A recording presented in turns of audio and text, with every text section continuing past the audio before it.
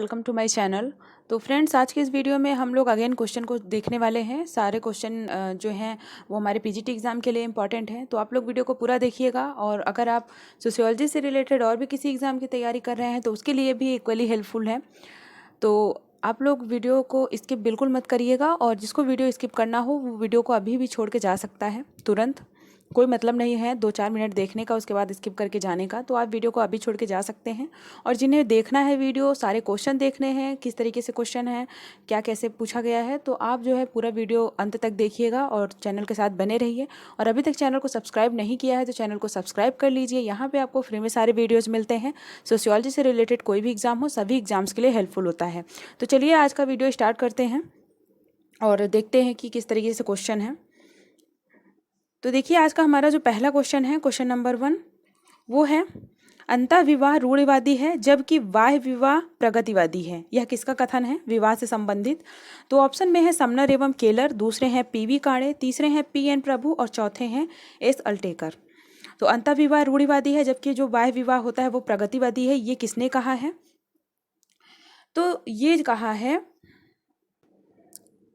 ये कहा है समनर एवं केलर ने। तो इसका राइट आंसर हो जाएगा ऑप्शन नंबर ए, समनर एवं केलर। समनर एवं केलर जो हैं, इन्होंने जो है बताया था अंतः विवाह और बाह्य विवाह से संबंधित।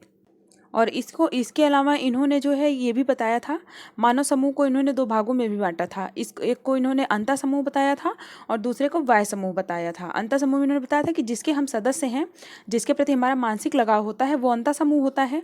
और अंतः समूह की एकता का जो आधार होता है वो एथनोसेंट्रिज्म होता है, यानी जो स्वजाति केंद्रितावाद होती है वो अंतः समूह की एकता का आधार होता है। यानी लोग जो है जो उनके मतलब उनके जाति के या फिर प्रजाति के होते हैं तो उनसे उनका एक अलग ही लगाव होता है, तो वो अंतः समूह होता है। बाह्य समूह जो होता है जिसके हम सदस्य नहीं होते हैं, मतलब जैसे बाह्य समूह में क्या होता है कि एक अलग भावना होती है, मतलब हम उनको अपना नहीं समझते हैं। तो इन्होंने अंतः समूह और बाह्य समूह, मानव समूह को 2 भागों में भी बांट के बताया था। अगला क्वेश्चन देखते हैं, क्वेश्चन नंबर 2। निम्नलिखित में से किस लेखक ने सामाजिक प्रतिमानों को स्पष्ट करने के लिए लोक रीति शब्द का सबसे पहले प्रयोग किया? किसको स्पष्ट करने के लिए? सामाजिक प्रतिमानों को स्पष्ट करने के लिए। तो ऑप्शन में है रॉबर्ट रेडफील्ड, दूसरे हैं लेवी स्ट्रॉस, तीसरे हैं रॉल्फ लिंटन और चौथे हैं डब्ल्यू.जी. सुमनर। तो इसका राइट आंसर देखिए क्या होगा। इसका राइट आंसर होगा ऑप्शन नंबर डी, समनर। तो समनर जो है, इन्होंने सामाजिक प्रतिमानों को स्पष्ट करने के लिए लोकरीति शब्द का सबसे पहले प्रयोग किया था। लोकरीति यानी जो फोकवेज है, फोकवेज इनकी बुक भी है, हमने पिछले वीडियो में भी बताया था, और इन्होंने कॉन्सेप्ट भी दिया था, और ये इसी के लिए मुख्य रूप से जाने ही जाते हैं, फोकवेज। अगला क्वेश्चन देखते हैं, क्वेश्चन नंबर 3। भूमिका की आंतरिक संरचना का सिद्धांत किसने प्रतिपादित किया? पहले हैं ब्राउन, दूसरे हैं एसएफ नाडल, तीसरे हैं लेवी स्ट्रॉस, चौथे हैं मर्डॉक। तो भूमिका की आंतरिक संरचना की बात कौन करता है? तो इसका राइट आंसर होगा ऑप्शन नंबर बी, एसएफ नाडल। मैंने बताया था कि भूमिका शब्द जहाँ पे आ जाए तो वहाँ पे ज़्यादातर चांस है कि वहाँ पे एसएफ नाडल होंगे। अगला क्वेश्चन देखिए, क्वेश्चन नंबर 4। किसने भूमिकाओं को संबंधात्मक भूमिका और गैर संबंधात्मक भूमिका के रूप में वर्गीकृत किया? देखिए, एक आध लोगों ने कमेंट करके पूछा था कि किस टॉपिक से ज़्यादा क्वेश्चन पूछे जाते हैं पीजीटी में। तो पीजीटी में सिलेबस के अकॉर्डिंग सारे क्वेश्चन आते हैं, लेकिन कॉन्सेप्ट को आपको बहुत अच्छे से पढ़ना है। उसके बाद आपको जो थ्योरी हैं, जो थिंकर हैं, उनकी थ्योरीज वगैरह भी अच्छे से पढ़नी है। इसके अलावा आपको बुक्स के नाम भी याद करने हैं, जो विचारकों के जो कथन होते हैं वो भी आपको याद करना है, और उनसे संबंधित और भी जो इम्पॉर्टेंट चीज़ें हैं, कभी कभी उनका जो है अध्ययन वगैरह पूछ लेता है कि किसने कहाँ पे अध्ययन किया था, पिछले एग्जाम में भी पूछा गया था। तो सारी ही चीज़ें इंपॉर्टेंट हैं, आप सिलेबस के अकॉर्डिंग ही चलिए, कोई चीज़ इग्नोर मत करिए बिल्कुल भी। आप अगर इधर उधर से पढ़ेंगे तो कोई फ़ायदा नहीं है। आप सिर्फ सिलेबस उठाइए और पूरा सिलेबस कवर करिए और सिलेबस के अकॉर्डिंग ही चलिए, और सारी चीज़ें कवर हो जाएंगी और उसी के अंदर से ही क्वेश्चन पूछा जाएगा। इतना 100% गारंटी है कि सिलेबस से बाहर आपको क्वेश्चन नहीं पूछा जाता है, सिलेबस के अंदर ही पूछा जाता है। तो देखिए, इसमें ऑप्शन में दिया हुआ है एसएफ नाडल, दूसरे हैं राल्फ लिंटन, तीसरे हैं जी ए लुंडबर्ग और चौथे हैं एलियट एवं मैरिल। तो भूमिकाओं को संबंधात्मक भूमिका और गैर संबंधात्मक भूमिका के रूप में किसने पूछा, इस तरीके से भी क्वेश्चन आते हैं। मतलब वर्गीकरण भी पूछता है कि समूह को किसने इस वर्गीकरण में बांटा है, तो वर्गीकरण वगैरह इसमें पीजीटी के एग्जाम में जरूर पूछा जाता है। तो इसका भी राइट आंसर होगा ऑप्शन नंबर ए, SF नाडेल। अगला क्वेश्चन देखिए, क्वेश्चन नंबर 5। निम्नलिखित में से कौन सामाजिक संबंधों के आधार पर भूमिकाओं की बात करता है? Radcliffe Brown, RK Merton, SF Nadel, Levi Strauss. सामाजिक संबंधों के आधार पर कौन भूमिकाओं की बात करता है? तो इसका भी राइट आंसर होगा ऑप्शन नंबर सी, SF नाडेल। अगला क्वेश्चन देखते हैं, क्वेश्चन नंबर 6। संस्कृति की अनुभूति दृष्टिकोण से व्याख्या करने वाले प्रतिनिधि विचारक हैं, यानी संस्कृति का अनुभूति दृष्टिकोण से कौन व्याख्या करता है? पहले हैं बिडने, दूसरे हैं टामलर, तीसरे हैं मेलनोवस्की, चौथे हैं सोरोकिन। तो देखिए इसका राइट आंसर होगा option number D, Sorokin. Sorokin ने जो संस्कृति का अध्ययन किया था, उसका व्याख्या किया था, तो उनका दृष्टिकोण क्या था? अनुभूति दृष्टिकोण था। अगला क्वेश्चन देखते हैं, क्वेश्चन नंबर 7। निम्नलिखित में से किसका यह मानना है कि सामाजिक परिवर्तन के दौर में इतिहास संस्कृति के दो प्रकारों यानी आनुभविक और संप्रत्यात्मक के बीच आगा पीछा करता है? पहले हैं कॉम्ट, दूसरे हैं स्पेंसर, तीसरे हैं हाबहाउस, चौथे हैं सोरोकिन। क्वेश्चन को आप अच्छे से पढ़िएगा और आंसर अपने पहले खुद से दिया करिए, उसके बाद आप आंसर जो है देखा करिए, वीडियो को पॉज कर दिया करिए और कमेंट बॉक्स में अपना स्कोर जरूर शेयर करिए कि कितने क्वेश्चन आपने सही किए। तो इसका भी राइट आंसर क्या होगा? Option number D, Sorokin. Sorokin हो गए और अभी जो हमने देखा SF नाडेल हो गए। तो ये सब ऐसे थिंकर हैं, ये सब कॉन्सेप्ट से रिलेटेड थिंकर हैं और कहीं ना कहीं इनडायरेक्टली इनसे क्वेश्चन ज़्यादा पूछे जाते हैं। अगला क्वेश्चन देखते हैं, क्वेश्चन नंबर 8। आधुनिक समाज में वस्तु का स्थान व्यक्ति ने ले लिया है। ये किसका मानना है कि आधुनिक समाज में वस्तु का स्थान व्यक्ति ने ले लिया है? तो पहले हैं जी मोस्का, दूसरे हैं C राइट मिल्स, तीसरे हैं दरिदा और चौथे हैं बॉड्रिलार्ड। तो इसका राइट आंसर होगा option number B, C Wright Mills. अगला क्वेश्चन है question number 9। The information age economy society and culture के लेखक कौन है? तो ये पुस्तक किसकी है? The information age economy and society and culture. पहले हैं जूडिथ बटलर, दूसरे हैं मैनुअल कैस्टेल्स, तीसरे हैं रेंडाल कॉलिंस, चौथे हैं गाइल्स रिड्यूस और पांचवें हैं मैरी डगलस। तो ये पुस्तक है ऑप्शन नंबर बी, इसका राइट आंसर होगा मैनुअल कैस्टेल्स। इसके अलावा मैनुअल कैस्टेल की पुस्तक है city, class and power, the city and the grass root, the economic crisis and American society, information city. तो ये सारी इनकी पुस्तकें हैं। अगला क्वेश्चन देखते हैं, क्वेश्चन नंबर 10। जिस प्रकार कार्य और उत्पादन ने सामाजिक संशक्ति की धुरी और व्यष्टिपरक पहचान का स्रोत दोनों रूप में उपभोग को स्थान दिया है, वह उत्तर आधुनिकता का केंद्रीय तत्व है। निम्न में से कौन वैश्वीकरण पर विचार करते हुए इस विचार का समर्थन करता है? यानी वैश्वीकरण से संबंधित ये विचार किसका है, ये पूछा है क्वेश्चन में। तो पहले हैं एंथनी गिडेंस, दूसरे हैं जे हैबरमास, तीसरे हैं जिगमेंट बॉमेन, चौथे हैं मैनुअल कैस्टेल्स। तो इसका राइट आंसर होगा ऑप्शन नंबर सी, जिगमेंट बॉमेन। जो वैश्वीकरण का इनका विचार है वो क्या है कि जिस प्रकार कार्य और उत्पादन ने सामाजिक संशक्ति की धुरी और व्यष्टिपरक पहचान का स्रोत दोनों रूपों में उपभोग को स्थान दे दिया है। जिगमंड बॉमेन जो है ये आधुनिक समाज को विध्वंसक समाज मानते हैं और इनका मानना है कि इनका कहना है कि जो नौकरशाही है यानी नौकरशाही जैसी आधुनिक संरचना में यानी जो आधुनिक समाज इस समय है इसमें नैतिक विचार का कोई स्थान ही नहीं है। इनका कहना है कि आधुनिकता का एक बहुत बड़ा लक्षण जो है वो क्या है, नैतिकता का अभाव है। यानी जो आधुनिक समाज है इसमें नैतिकता बिल्कुल भी नहीं है। अगला क्वेश्चन देखते हैं, question number 11। The risk society पुस्तक के लेखक कौन है? बहुत ही सिंपल क्वेश्चन है। Anthony Giddens, Ulrich Beck, Talcott Parsons, उपरोक्त में से कोई नहीं। तो इसका राइट आंसर होगा option number B, Ulrich Beck. जो इन्होंने जोखिम समाज के बारे में बताया है, इनकी पुस्तक है द रिस्क सोसाइटी। अल्ड्रिज बैग जो हैं ये औद्योगिक समाज को दो भागों में बांटते हैं। एक को ये क्लासिकल औद्योगिक समाज बताते हैं और दूसरे को उच्च औद्योगिक समाज। तो पूछ सकता है कि क्लासिकल औद्योगिक समाज और उच्च औद्योगिक समाज को समाज का वर्गीकरण किसने किया है? तो ये अल्ड्रिज बैग ने किया है। और इन्होंने जो कुछ जोखिम भी बताए थे आधुनिक समाज में, तो वो कौन कौन से? तो पहला इन्होंने बताया था निर्माणी जोखिम, यानी जो मैन्युफैक्चर्ड रिस्क होता है। उसके बाद इन्होंने बताया था हेल्थ रिस्क, यानी स्वास्थ्य का जो खतरा है वो भी एक जोखिम है। और इन्होंने बताया था गैर बराबरी, यानी ये जो इनइक्वालिटी है इसे भी इन्होंने जोखिम कहा था। अगला क्वेश्चन देखते हैं, क्वेश्चन नंबर 12। वृहद आख्या के लोगो केंद्रित निर्माण के परित्याग को क्या कहा जाता है? ऑप्शन है अधिव्याख्या, विधि सम्मत, प्रोक्ति, विसंबंधन। तो वृहद आख्या के लोगो केंद्रित को क्या कहा जाता है? इसका राइट आंसर होगा ऑप्शन नंबर डी, विसंबंधन। लोगो केंद्रित यानी जो लोगोसेंट्रिज्म है, और ये कॉन्सेप्ट दिया था किसने? ये दिया था जैक्स देरिडा ने। तो ये देरिडा का कॉन्सेप्ट है लोगोसेंट्रिज्म, यानी लोगो केंद्रित जो है।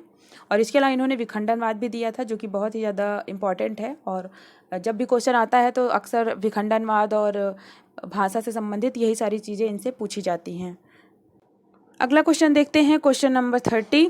निम्नलिखित का एक तरीका जो सत्य को सार्वभौमिक तर्क वाक्यों पर लागू करता है उसे क्या कहा जाता है? मतलब जो एक तरीका है जो सत्य को सार्वभौमिक तर्कों पर लागू करता है, तो ये किसका मानना है? जॉक देरिडा, एम फूको, एंथनी गिडेंस, जे हैबरमास। तो इसका राइट आंसर हो जाएगा ऑप्शन नंबर ए, देरिडा। देरिडा जो है इनका क्या मानना है कि जो एक तरीका होता है जो सत्य को सार्वभौमिक तत्वों पर लागू करता है उसे इन्होंने बताया था।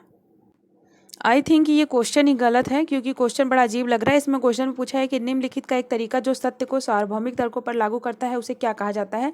तो यहाँ पे थिंकर का नाम दे दिया है, जो कि मुझे लग रहा है गलत है। तो इस क्वेश्चन को हम काट देते हैं। ये नेट का एक प्रीवियस ईयर क्वेश्चन है, इसीलिए मैंने इसे लिया था कि नेट के प्रीवियस ईयर जो क्वेश्चन है वो भी बहुत इंपॉर्टेंट होता है, लेकिन ये क्वेश्चन ही गलत है, तो आप इसे काट दीजिए। हम अगला क्वेश्चन देखते हैं, क्वेश्चन नंबर 14 देखते हैं। फूको के मतानुसार ऐतिहासिक प्रलेख एक माध्यम है जिससे कोई समाज प्रलेखन पुंज विकसित करता है और उसे मान्यता प्रदान करता है, इसे जाना जाता है। तो पहला है प्रोक्ति विश्लेषण, दूसरा है औद्योगिक पुरातत्व, उसके बाद तीसरा है ज्ञान का पुरातत्व और चौथा है प्राग इतिहास। तो इसका राइट आंसर होगा ऑप्शन नंबर सी, ज्ञान का पुरातत्व। आर्कियोलॉजी ऑफ नॉलेज इसे कहा था फूको ने। इनका मानना था कि जो ऐतिहासिक चीज़ें होती हैं, ऐतिहासिक प्रलेख होते हैं, वो एक माध्यम होते हैं, एक मीडियम होते हैं जिससे कोई समाज प्रलेखन पुंज विकसित करता है और उसे मान्यता प्रदान करता है। तो उसे इन्होंने क्या कहा था? आर्कियोलॉजी ऑफ नॉलेज कहा था, ज्ञान का पुरातत्व, यानी इतिहास में जा करके आप चीज़ें खोजते हैं। अगला क्वेश्चन देखते हैं, क्वेश्चन नंबर 15। निम्नलिखित में से कौन फूको की रचनाओं में महत्वपूर्ण पद्धति शास्त्रीय अवयव का निर्माण करता है? पहला है संरचनाकरण, दूसरा है पुरातत्व ज्ञान, तीसरा है सांवृत्तिक परिप्रेक्ष्य और चौथा है सांस्कृतिक अन्योन्यक्रियावाद। तो इसका राइट आंसर होगा ऑप्शन नंबर बी, पुरातत्व ज्ञान। तो फूको की रचनाएं जो थी, उन्होंने जो पद्धति अपनाई थी, तो उनका क्या था? वही था कि कोई चीज़ें अगर इस तरीके से हैं तो वो उसका जो है कारण जाके इतिहास में खोजते थे कि इतिहास में वो चीज़ें किस तरीके से थी और किस तरीके से विकसित हुई हैं। तो उसे इन्होंने पुरातत्व ज्ञान कहा था, आर्कियोलॉजी ऑफ नॉलेज। अगला क्वेश्चन देखिए, क्वेश्चन नंबर 16। बॉड्रिलार्ड की उत्तर आधुनिकता की अवधारणा 3 सिद्धांत वाले विचार पर स्थापित की गई है, जो कि है पहला है अनुकरण, अंतःस्फोट एवं हाइपर रियलिटी, दूसरा है अनुकरण, अतिवास्तविकता एवं भाषण, तीसरा है अनुकरण, अतिवास्तविकता एवं शक्ति, चौथा है अनुकरण, अतिवास्तविकता एवं वंशावली। तो इसमें से 3 कौन है जिसके आधार पर बॉड्रिलार्ड ने अपने उत्तर आधुनिकता की अवधारणा के विचार दिए थे? तो इसका राइट आंसर होगा ऑप्शन नंबर ए, अनुकरण, अंतःस्फोट और हाइपर रियलिटी। अगला क्वेश्चन देखते हैं, क्वेश्चन नंबर 17। पियरे बोर्दियू का सैद्धांतिक परिप्रेक्ष्य पूंजी की अवधारणा का प्रयोग करता है। निम्नलिखित में से कौन अच्छी अवधारणा का भाग नहीं है? पहला है आर्थिक पूंजी, दूसरा है राजनीतिक पूंजी, तीसरा है सामाजिक पूंजी और चौथा है सांस्कृतिक पूंजी। तो इसमें से कौन सा उन्होंने नहीं जो है बताया है, उनकी अवधारणा का कौन सा इसमें पार्ट नहीं है? किसकी बात उन्होंने नहीं की है। तो इसका राइट आंसर होगा ऑप्शन नंबर बी, राजनीतिक पूंजी। तो उन्होंने राजनीतिक पूंजी की कोई बात नहीं की थी, उन्होंने आर्थिक पूंजी की बात की थी, सामाजिक पूंजी और सांस्कृतिक पूंजी, जो कि सांस्कृतिक पूंजी इम्पॉर्टेंट है, कल्चरल कैपिटलिज्म की बात इन्होंने की थी और अपना जो है इन्होंने कॉन्सेप्ट दिया था। अगला क्वेश्चन देखते हैं, क्वेश्चन नंबर 18। निम्नांकित सिद्धांतकारों में किसने दुर्खिमियन सोशियोलॉजी लिखी है? पहला है आर के मर्टन, दूसरे हैं कॉलिंस, तीसरे हैं डेनिस रोक, चौथे हैं एंथनी गिडेंस। तो इसका राइट आंसर होगा option number D, Anthony Giddens. Durkheimian sociology जो है ये लिखा था एंथनी गिडेंस ने। गिडेंस आधुनिकता के संबंध में क्या कहते हैं कि आधुनिकता शक्ति का बेलगाम इंजन है। तो ये इनके कथन है, ऐसे कथन कभी कभी पूछ लेता है। तो आधुनिकता के संबंध में कहना है कि आधुनिकता क्या है, शक्ति का बेलगाम इंजन है। और इन्होंने आधुनिकता को विश्व के जगरनाट यानी एक विनाशकारी घटना के रूप में उसकी व्याख्या इन्होंने किया है। और इनका कहना है कि जो ये जगरनाट है ये नियंत्रण से बाहर है। अगला क्वेश्चन देखते हैं, क्वेश्चन नंबर 19। किसने वैश्वीकरण को विश्वव्यापी सामाजिक संबंधों के गहनीकरण के रूप में वर्णित किया है, जिसके द्वारा दूरस्थ स्थानों को इस प्रकार जोड़ा जाता है कि एक स्थान पर होने वाली घटनाएं कई मील दूर हो रही प्रक्रिया से प्रभावित होती हैं और इसके विपरीत भी। तो पहले हैं डी नैयर, दूसरे हैं एंथनी गिडेंस, तीसरे हैं वाई सिंह, चौथे हैं अमर्त्य सेन। तो देखिए इसका राइट आंसर होगा option number B, Anthony Giddens. Anthony Giddens हैं, इन्होंने वैश्वीकरण पे मतलब बहुत सारी चीज़ें बताई हैं। तो इन्होंने जो है वैश्वीकरण को क्या कहा है कि विश्वव्यापी सामाजिक संबंधों के गहनी के रूप में करण के रूप में वर्णित किया है। और इन्होंने कहा है कि मतलब दूर स्थानों में यानी जो दूर दूर के स्थान हैं उनको इस प्रकार जोड़ा जाता है कि एक स्थान पर होने वाली जो घटनाएँ होती हैं वो दूसरी जगह जो घटनाएँ होती हैं उनको भी प्रभावित करती हैं और उनसे प्रभावित भी होती हैं। आज का हमारा लास्ट क्वेश्चन है। इसके पहले आपसे रिक्वेस्ट है कि अभी तक आपने चैनल को सब्सक्राइब नहीं किया है तो चैनल को सब्सक्राइब कर दीजिए। आगे आने वाले वीडियोज़ के लिए बेल आइकन प्रेस करना मत भूलिएगा। और वीडियो को लाइक नहीं किया है तो वीडियो को लाइक कर दीजिए। और लास्ट क्वेश्चन देखते हैं, क्वेश्चन नंबर 20। सामाजिक रचना की संकल्पना के 3 मुख्य तत्व हैं, निम्नलिखित कूटों में से सही तत्वों को चिन्हित करें।